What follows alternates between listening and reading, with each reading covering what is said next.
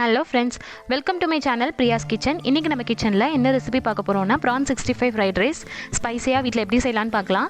அதுக்கு முன்னாடி நம்ம சேனலை சப்ஸ்கிரைப் பண்ணாதவங்க சப்ஸ்கிரைப் பண்ணிக்கோங்க, பக்கத்தில் இருக்க பெல் பட்டனை டேப் பண்ணிக்கோங்க. இப்போ வாங்க வீடியோக்குள்ளே போகலாம். நான் ஆல்ரெடி ப்ரான்ஸ் எல்லாத்தையுமே வாஷ் பண்ணி மேரினேட் பண்ணி எடுத்து வச்சுருக்கேன். அது எல்லாத்தையுமே இந்த மாதிரி 65 போட்டு எடுத்துக்கலாம். பாருங்கள், எல்லாத்தையும் 65 போட்டு எடுத்தாச்சு. இப்போ அதே பேனில் நான் 4 முட்டை சேர்த்துருக்கேன் ஸ்க்ராம்பிள் எக் பண்ணி எடுத்துக்கிறதுக்கு. 4 முட்டை சேர்த்துட்டு அதில் கொஞ்சம் சால்ட், கொஞ்சம் பெப்பர் சேர்த்து ஸ்க்ராம்பிள் எக் பண்ணி எடுத்துக்கலாம்.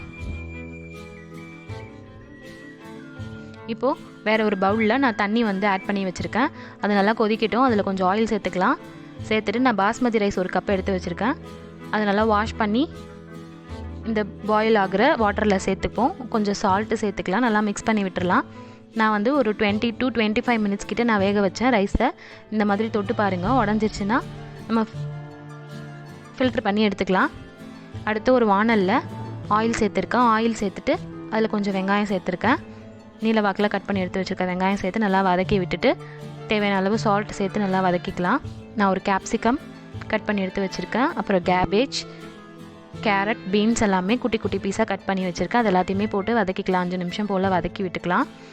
இப்போது ஸ்க்ராம்பிள் பண்ணி வச்சுருக்க எக்கு சேர்த்துக்கலாம்.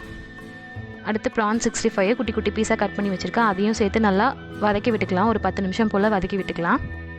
இப்போது இதில் நம்ம ரைஸ் சேர்க்க போகிறோம்.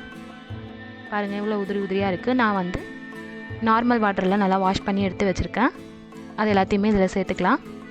சேர்த்துட்டு டொமேட்டோ சாஸ் 1 ஸ்பூன் சேர்த்துருக்கேன். சோயா சாஸ் சேர்த்துக்கலாம்.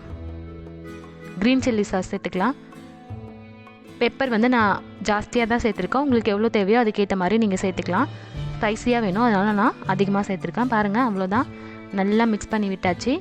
5 to 10 மினிட்ஸ் போல் நல்லா வேக விட்டு எடுத்துட்டிங்கன்னா அவ்வளோதான், சூப்பரான ப்ரான் ஃப்ரைட் ரைஸ் ரெடி. நீங்களும் உங்கள் வீட்டில் செஞ்சு பார்த்துட்டு எப்படி இருக்குன்னு எனக்கு கமெண்ட்ஸில் சொல்லுங்கள். பாய்.